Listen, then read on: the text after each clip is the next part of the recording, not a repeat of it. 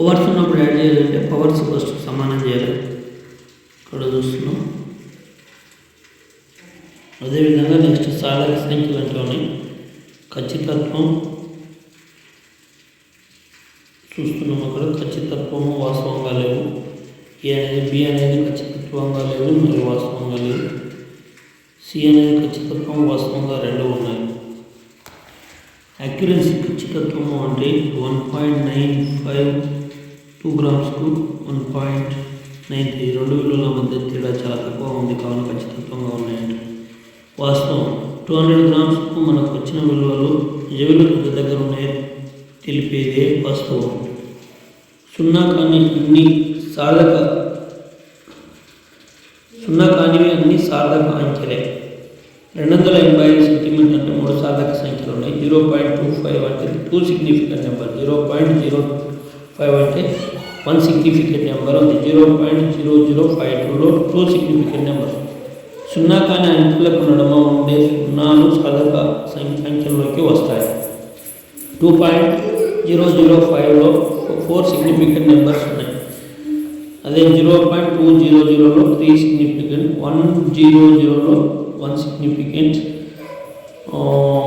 100.0లో 3 significant, 1000.0లో 4 significant, 100 to 10 square రాస్తే 1 significant number అనేది ఉంటుంది. 1.0 into 10 స్క్వేర్ అని రాస్తే 2 సిగ్నిఫికెంట్ నెంబర్ ఉంది. 1.00 into 10 స్క్వేర్ అంటే 3 సిగ్నిఫికెంట్ నెంబర్ ఉంది.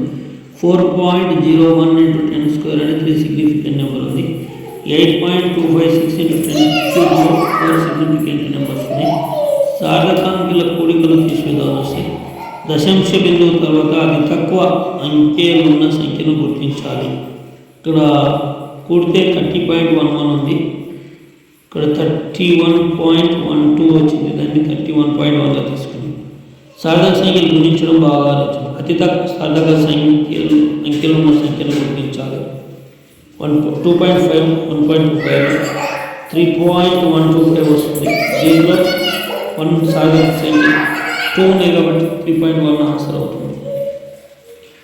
సవరించాల్సిన విలువ 2 అయితే ముందు అంకెకు +1 చేర్చాలి.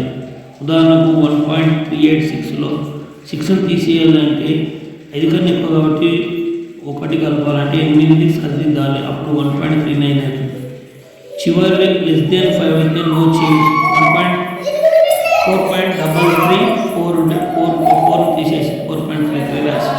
అదే =5 అయితే దాని మూలకం ముందున్న సరి సంఖ్య ఉంటే మారదు. కానీ 5 ముందు బేస్ సంఖ్య అయితే దాని విలువ 1 పెరుగుతుంది. ఇక్కడ 1.35 ఉంది. 5 తీసేయాలంటే బేస్ సంఖ్య కాబట్టి దానికి 4 చేయాలి.